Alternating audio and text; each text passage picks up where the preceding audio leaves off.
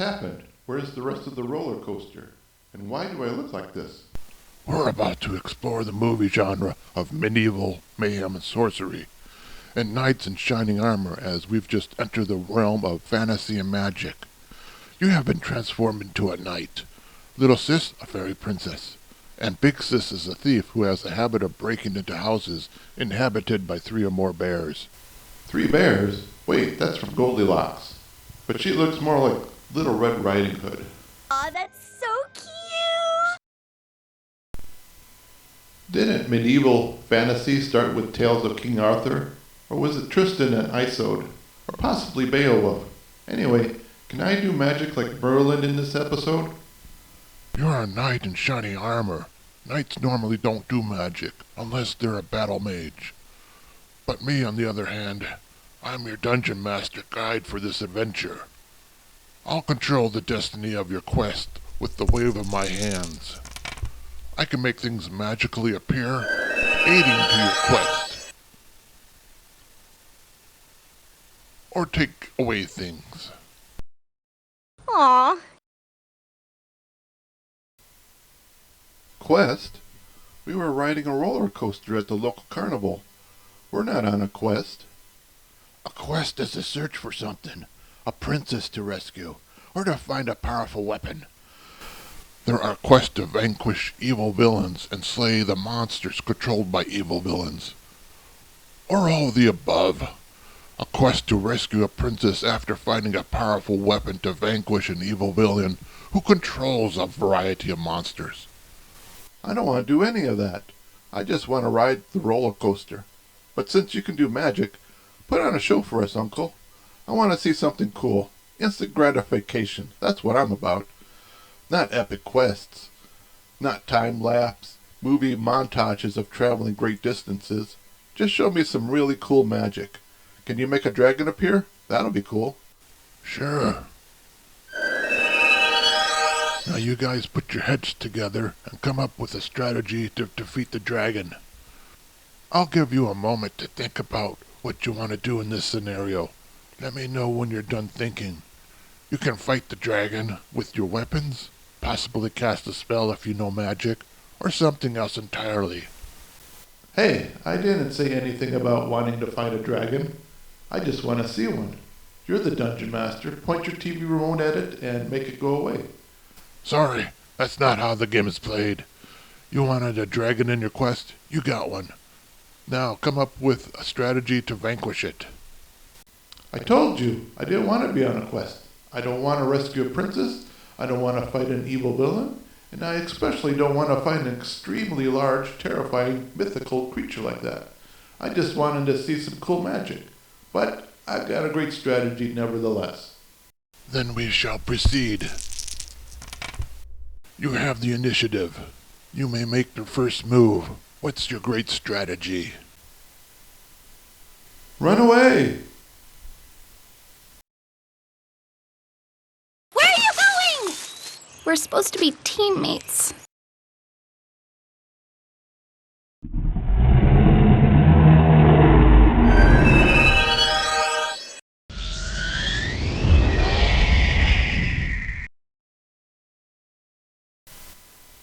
Okay, we're now someplace safe away from the dragon. So what exactly is our quest? Do I really have to kill that dragon you created? The main plot of many of ongoing fantasy movies is this. You either die a hero, or, if you live long enough, you become the villain. Are you sure it's not with great power comes great responsibility? That's ridiculous. With great power comes the greatest irresponsibility. That's how movies get all their evil villains in the first place, from irresponsible use of great power. That's not a responsible use of your great powers, Uncle. Does that make me a villain or an anti-hero?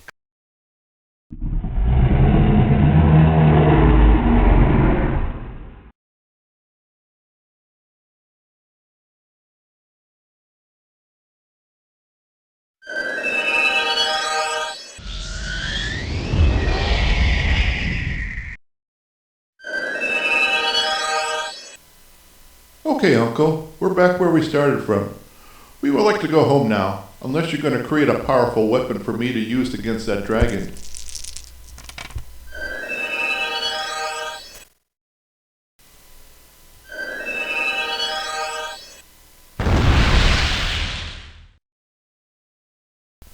Wait, I'm playing the hero's role now, right? So why am I not winning?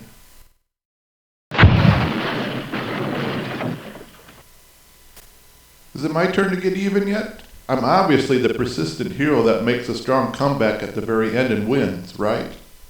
Right? We shall see, Cavalier. We shall see. So what are we doing way down in this cave? You never stood a chance against that dragon, so I've created a new quest for you. Why did you want me to fight him in the first place, if I never stood a chance? It's just the way it has to be within these types of movies. The hero has to be the underdog, with the advantage going to the villain. Well, I got this cool looking sword so far. How about you help me win a real simple quest that has a huge monetary reward so I can live happily ever after? I've seen movies like that. Let's do that type of plot. Sorry, maybe another time. Then I'll think I'll quit while I'm ahead and play the part of a retired hero and pass my legacy to Big Sis and Little Sis. Most of the time the hero gets nothing significant out of it on all these types of quest adventures. Maybe a cool looking sword like I did. Luke Skywalker got a pretty cool sword too, but he lost it along the way. Am I going to lose my sword too? I hope not. These typical movie quests are pretty much about vengeance, at a great loss on both sides. Okay, fine. I'll set up a new quest for fame and fortune. I have created something super easy for you to vanquish. You ready? You come to a door. On the other side is a treasure of great value. Guarding that treasure is something small and insignificant. You have the initiative. But after this quest, I'll find enough treasure to retire, right? That's not how quest plots work. Either die the hero, or you live long enough to become the villain. Whatever. I'm going to John Wayne the door. Do I have to roll some dice to see if I kick it down? I'm rolling the dice to see if your attack on the door was successful or not. I rolled a 1. That's good, right? Everybody wants to be number one. It's a critical miss. You take 6 points of damage and fracture your foot trying to kick the door down. But I didn't even touch the door yet. And my foot is made of hard cast metal. It can't fracture like that. Here, I'll show you. I'll kick the door down for real. Ow! That hurt. I think I fractured my foot. Hey, how did you know that would happen? I'm the dungeon master. It's what I do. Okay, Big Sis, your turn. What do you do? Impress me with your thieving skills.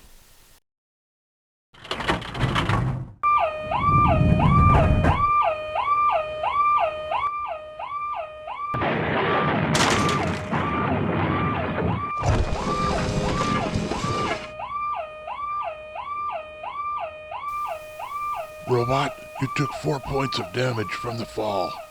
It felt more like 6 with Big Sis landing on me. What about Big Sis and Little Sis? Did they take any damage? Little Sis is a fairy with wings, so she floated down without injury.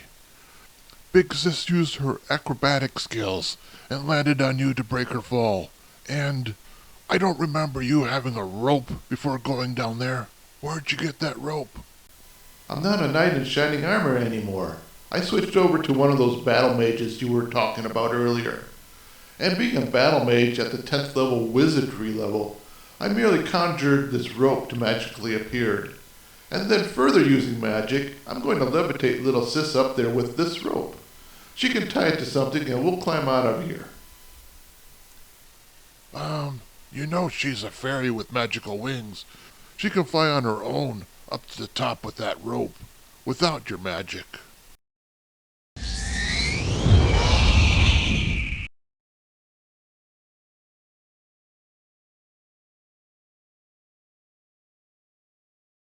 You're way too heavy for Big Sis and Little Sis to pull you up. Well, help them pull me up, Uncle. You easily pulled me up by yourself in the Batman episode we did. I'm the Dungeon Master. I don't get involved in these quests as one of the characters.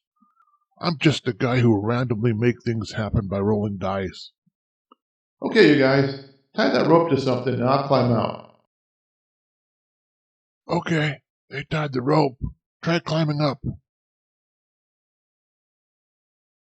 You hear a creaking sound from what Little Sis has tied the rope to.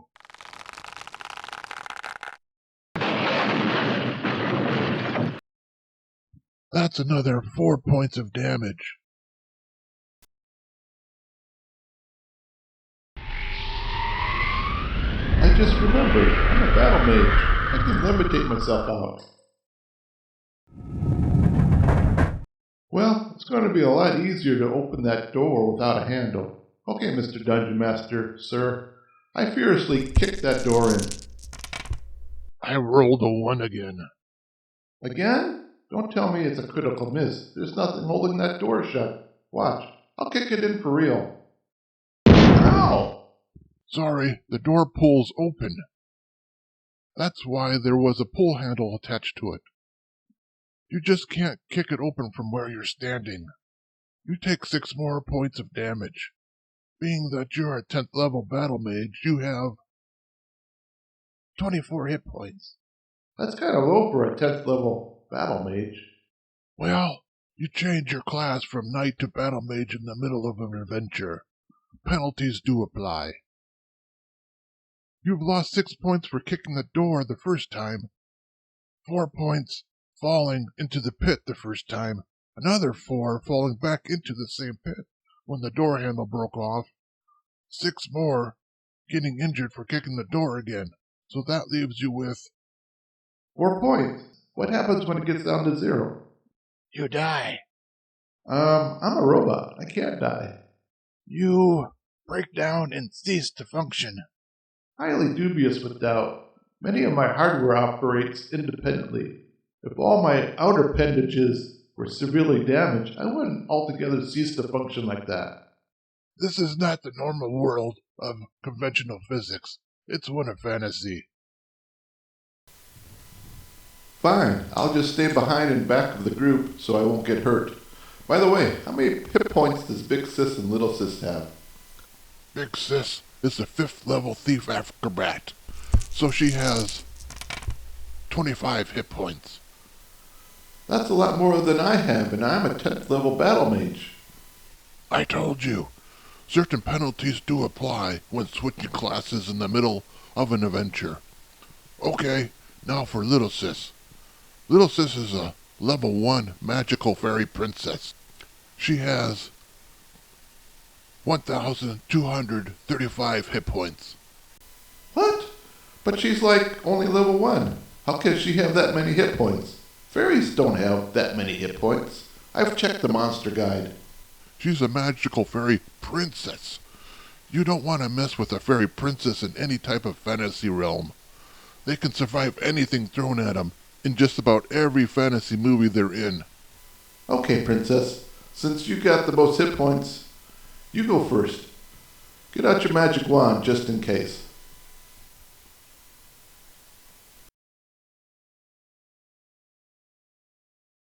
So what do you got? What's this? I'm kind of a dork when it comes to weapons. Robot, you took 3 points of damage to the head. What? 3 points? That dragon kicked my head off, breathed fire on me, and stomped me into the ground, and you didn't count any damage from that. So how come you're counting this? You started with fresh hit points in this new cave adventure module. It's just how it works. So now I've got like 1 hit point left before I cease to function. It was an accident. Thanks, Big Sis. It was an accident! Okay, let's see what cruel and evil creature awaits to cease all my functions. Ahead of you lies a wealth of golden treasure, but a veil of darkness shrouds the treasure off in the distance. In that darkness lurks The most cruel and vicious creature you've ever faced. What's more cruel and vicious than the red dragon I faced earlier? You said this was going to be easy.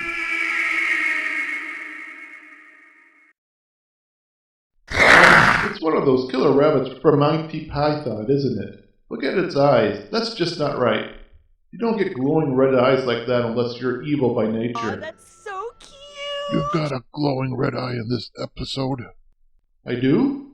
I do have a glowing red eye in this episode. But seriously, how does a big pink rabbit like that get all this gold and treasure in the first place? There's some highly dubious stuff going on here. You have the initiative. I'm going to think of something clever like throw my sword to cut that rope that holds the chandelier hanging over the rabbit.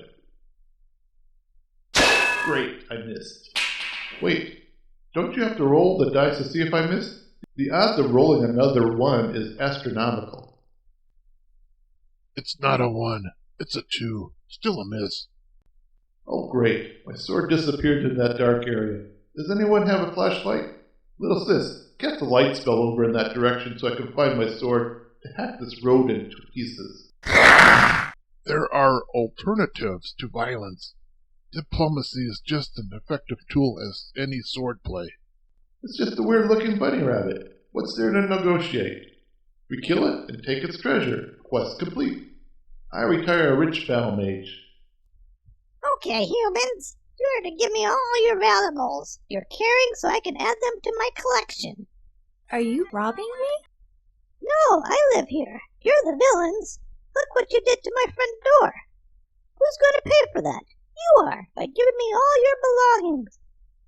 I do like those pretty wings you have. I'll hang them up on the wall over the fireplace, just like that guy did in Maleficent. The moral of the story, folks, don't mess with the fairy princess. They got like powerful magic wands, thousands of hit points, and they always win at the end of the movie.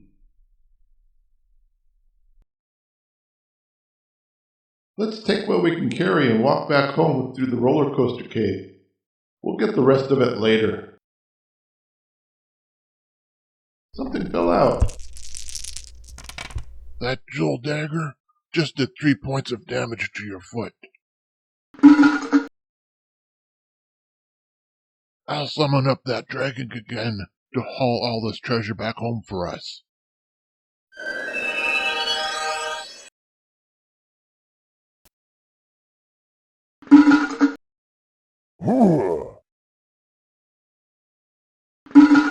Oh, so uncool. Hey, did anyone find my sword back there in the dungeon? Thanks, at least I get to keep that.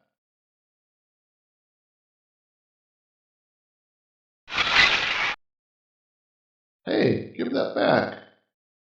What are you doing in my fantasy episode? This isn't a crossover. But I like your hat. I got one just like it. I rolled for a wandering monster. 2 10-sided dice. They came up double zeros, so that calls for a very special monster intervention. That there is a very rare female troll. You never see female trolls in fantasy movies. I've seen a ton of female trolls in those troll doll movies. Troll doll movies don't count. They're not based on traditional fantasy. Oh, right, like a female troll wearing a cheerleader outfit is based on traditional fantasy. Probably drives around Trollland in a Porsche.